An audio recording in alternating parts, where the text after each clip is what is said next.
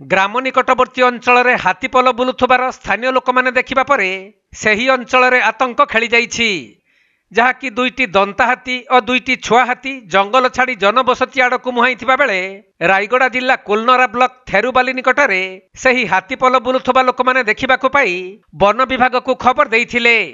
तेणु वन विभागर कर्मचारी माने पहुंची हाथीपलर अनुसंधान करुछंती। सेपटे इम्पा कारखाना निकटरे मध्य हाथीपल बुलुथुबा कर्मचारी माने देखिथिबा बेले एही हाथीपल केउ जंगलरू आसिछंती ताहा स्पष्ट होई नाही।